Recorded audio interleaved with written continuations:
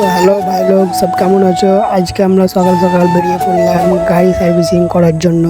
তো চলো আমরা এখন সার্ভিসিং করতে যাচ্ছি, তোমরা ব্লগটা লাস্ট পর্যন্ত দেখো।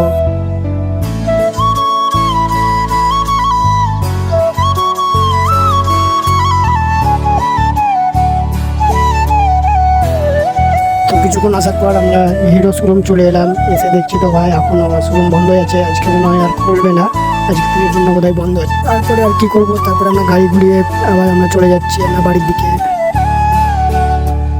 তারপরে আমার বন্ধু বললো চল একটু বস্তুরডাঙ্গা থেকে ঘুরে আসি, তারপরে আমি বললাম চল তাহলে ঘুরে আসি। তো ভাই কি বলবো, এসে যা রাস্তার অবস্থা দেখতে পাচ্ছ ভাই, মানে কি বলবো, রাস্তার অবস্থা খুবই খারাপ। তারপর দেখতে পাচ্ছ ভাই পুরো রাস্তাতে কাদা জল, তারপর আবার একটু পর যেয়ে দেখছি আবার সেই খারাপ রাস্তা, জল জমে আছে রাস্তাতে, গোটা রাস্তাতে জল জমে আছে ভাই। তারপরে দেখতেই পাচ্ছ ভাই গ্রামের অবস্থা কিরকম, মানুষ সব চলাচল কিভাবে করবে, এরকম রাস্তাতে জল জমে আছে। আবার সামনে যেয়ে দেখছি আবার জল জমে আছে।